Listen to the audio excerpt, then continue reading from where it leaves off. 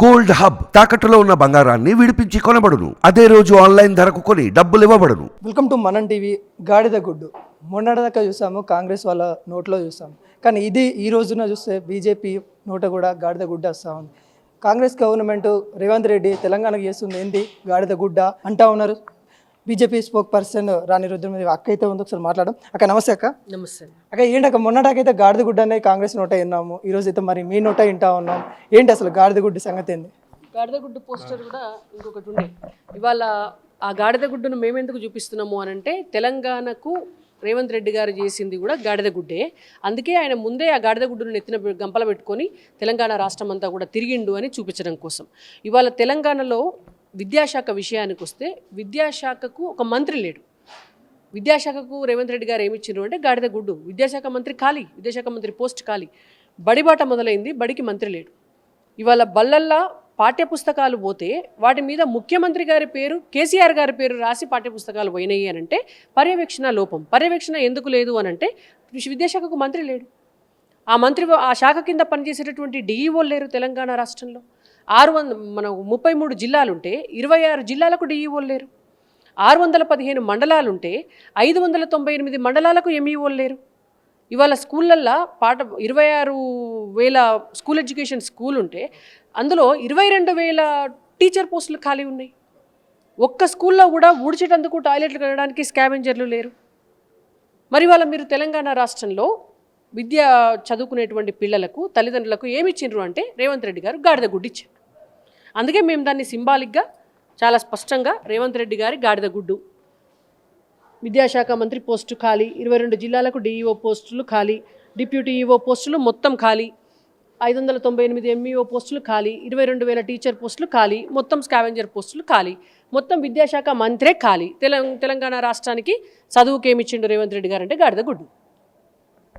మొన్నటిదాకా వాళ్ళు అన్నారు తెలంగాణకి ఏం చేశారు ఆ బీజేపీ గవర్నమెంట్ అని వాళ్ళు అన్నారు. ఈరోజు ఈయనే అంటే ఒక ఎడ్యుకేషన్ అనే కాదు, మొన్న చూసుకున్నట్లయితే గురుకుల అభ్యర్థులు ఎవరైతే ఉంటారో సీఎం ఇంటి దగ్గర కూడా వెళ్ళాల్సిన పరిస్థితి వచ్చింది, ముఖాళ్ళ మీద నిలబడాల్సిన పరిస్థితి వచ్చింది. దాన్ని చూసారా? దాని మీద మీరేమంటారు? అంటే ఎక్కడ కూడా వాళ్ళకి కొంచెం కూడా రేవంత్ రెడ్డి గారికి బాధ్యత లేదు. అంటే విద్యాశాఖ అనేటువంటిది చాలా ఇంపార్టెంట్ శాఖ. ఇంత ఇంపార్టెంట్ శాఖకే అంత శ్రద్ధ చూపిస్తలేరు అని అంటే, గతంలో ఉన్నటువంటి కేసీఆర్ గారు చదువుని మొత్తానికే తెలంగాణ ప్రజలకు దూరం చేసినారు, నిర్లక్ష్యం చేసినారు.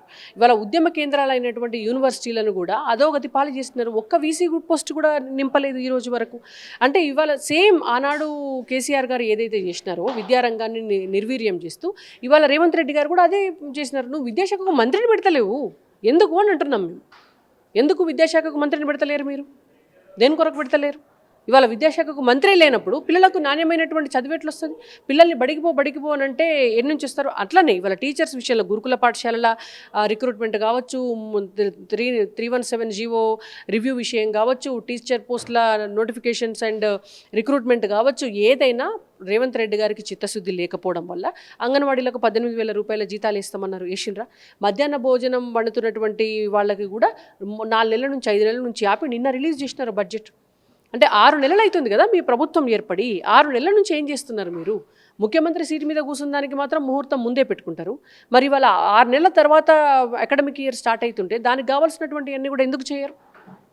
ఎందుకంటారు అంటే ప్రతిసారి కూడా విద్యార్థులన్నా, నిరుద్యోగులన్నా ఈ గవర్నమెంట్ వాళ్ళకి ఇంత చిత్తశుద్ధి లేకుండా చేయడం, దానికి కారణాలు ఏంటి అనుకుంటారు? అంటే ఇవాళ చదువుతోటి అభివృద్ధి ఉంటుంది. చదువుకుంటే, పేద విద్యార్థులు చదువుకుంటే వాళ్ళకి ఆలోచన వస్తుంది, వాళ్ళకి తెలివి వస్తుంది, వాళ్ళు ప్రశ్నించేటటువంటి తత్వాన్ని అలవాటు చేసుకుంటారు. ఇవాళ వీళ్ళ ఓటు బ్యాంకు రాజకీయాలు, వీళ్ళ ఉచితాలు ఇచ్చి ఆ ఉచితాలకు ఓట్లు వేయించుకునేటటువంటి సిస్టమ్ ఉంది చూసినారా? వాళ్ళను బానిసలుగానే ఉంచాలే తప్ప వాళ్ళు ఆలోచన పరులైతే రేపొద్దున అభివృద్ధి కోసం ప్రశ్నిస్తారు, ఇవాళ ఎజెండాలను ప్రశ్నిస్తారు, మేనిఫెస్టోలను ప్రశ్నిస్తారు, ఆలోచించి ఓట్లేస్తారు. కాబట్టి వాళ్ళ పబ్బాలు గడవవు భవిష్యత్తులో అనేటువంటి ఒక రాజకీయ దురుద్దేశంతో, స్వార్థపూరితమైన ఆలోచనలతోటి ప్రజలను, పిల్లలను, ఒక తరాన్ని కేసీఆర్ గారు విద్యకు దూరం చేసినారు. ఇవాళ వచ్చినటువంటి రేవంత్ రెడ్డి గారు కూడా నయా దొరలాగా ఇంకొక తరాన్ని కూడా దూరం చేసేటటువంటి ఆలోచన చేస్తున్నారు. ఇంకోటి నిరుద్యోగత ఇక్కడ గతంలో చూసుకున్నట్లయితే చాలా ఉంది. ఇప్పుడు కూడా ప్రజా దర్బార్ కాడ కానీ, సీఎం ఇంటి దగ్గర కానీ చాలామంది నిరుద్యోగులు అయితే ధర్నాలు చేస్తాం. అయినా కానీ స్పందించకపోవడము, ఆ గ్రూప్ 2 పోస్టులు పెంచకపోవడం ఏ విధంగా చూడొచ్చు? ఇవాళ గ్రూప్ 2 పోస్టులను పెంచాలి. వాటితో పాటుగా అసలు టీచర్ పోస్టులు ఉన్నాయండి, 11,000 పోస్టులకు నోటిఫికేషన్ ఇచ్చినారు. ఇంకా అప్లికేషన్ తీసుకుంటారా మీరు? ఇవాళ ప్రమోషన్స్ అని పెట్టినారు. ఈ ప్రమోషన్స్ ఇస్తే కూడా ఆ ప్రక్రియ అయిపోతే కూడా ఇంకొక 10,000 పోస్టులు ఖాళీ అవుతాయి. వాటిని కూడా అందులో కలపాలా. మీరు ఎందుకు చేయరు అని అడుగుతాం మేము. స్కావెంజర్ 6 నెలల టైం ఉంది. నిజంగా చిత్తశుద్ధితోటి రిక్రూట్మెంట్ చేయాలి అని అంటే 3 నెలలు సరిపోతుంది. నోటిఫికేషన్ ఇచ్చి అప్లికేషన్స్ ఇవాళ ఆన్లైన్ వ్యవస్థలోనే కదా అప్లికేషన్స్ పెట్టుకోవడానికి ఒక 5 రోజుల సమయం ఇచ్చి రిటర్న్ టెస్టులు పెట్టి ఇంటర్వ్యూలు పెట్టి రిక్రూట్ చేయొచ్చు. 10 సంవత్సరాల నుంచి చదివి కండ్లు పోతున్నాయి విద్యార్థులై. అశోక్ నగర్లో 2 అరటిపళ్ళు తిని చదువుకుంటున్నారు నిరుద్యోగులంతా కూడా. వాళ్ళు చదువుకొనే ఉన్నారు. మీరేమి 6 నెలలు, ఏడాది, 2 సంవత్సరాలు విద్యార్థుల కోసం ఫెసిలిటేట్ చేయాల్సినటువంటి అవసరం లేదు. లేనిదల్లా వీళ్ళకు చిత్తశుద్ధి. విద్యాశాఖ మంత్రినే పెట్టలే కదా, ఇంకా వాళ్ళకేం చిత్తశుద్ధి ఉంది? ఇప్పుడు మీరు అన్నట్టే మెగా డిఎస్సి అంటే గతం ఆయన సీఎం కాకముందు చూసుకుని 26,000 అని ఆయనే చెప్పిండు. సీఎం అయిన తర్వాత 11,000 పోస్టులు ఇవ్వడము అసలు ఏ విధంగా చూడొచ్చు? అసలు ఆ పోస్టులు కూడా నింపలే కదా, అప్లికేషనే తీసుకుంటున్నారు. ఇంతవరకు ఏం ప్రాసెస్ స్టార్ట్ అయింది దానికి కూడా? అంటే అధికారంలోకి రావడం కోసం అలవి కాని హామీలు ఇచ్చుడు, నోటికొచ్చిందల్లా చెప్పుడు, అబద్ధాలు చెప్పుడు, దాని మీద అవగాహన లేకుండా మాట్లాడడం అనేటువంటిది రేవంత్ రెడ్డి గారు చేసిండ్రు అనేటువంటిది వాళ్ళందరికీ అర్థమవుతుంది. ఇవాళ ఎడ్యుకేషన్కి సంబంధించి 18 ఏళ్ళు నిండిన అమ్మాయిలకు స్కూటీలు ఇస్తాము కాలేజీలకు పోవడానికి అన్నారు, ఇచ్చిండ్రా? మండలానికి ఒక ఇంటర్నేషనల్ స్కూల్ పెడతామన్నారు, పెట్టినరా? ఇవాళ నిరుద్యోగులందరికీ కూడా విద్యా నిధి కింద చదువుకుంటున్నటువంటి పిల్లలకు 5 లక్షల రూపాయలు డిపాజిట్ చేస్తామన్నారు, చేసిండ్రా? చిన్న పిల్లలకు పాఠాలు చెప్పి వాళ్ళని చూసుకుని అంగన్వాడీలకు 18,000 రూపాయలు జీతం చేస్తామన్నారు, చేసిండ్రా? ఇవాళ ఏది చేయలేదు. మెగా డిఎస్సి వేసి ఏకదమ్న అధికారంలోకి రాగానే మేము ఉద్యోగాలు ఇచ్చేస్తామన్నారు, ఈ రోజు వరకు అయిందా? జాబ్ నోటిఫికేషన్ రిలీజ్ చేస్తామని, క్యాలెండర్ రిలీజ్ చేస్తామన్నారు, ఈ రోజు వరకు చేయగలిగినారా? అంటే అన్ని ఉత్తమాటలు, గాడిద గుడ్డు. రేవంత్ రెడ్డి మాటలన్నీ గాడిద గుడ్డు ఎట్లా పెట్టదో గాడిద, రేవంత్ రెడ్డి గారు చెప్పినవి కూడా అట్లే కావు.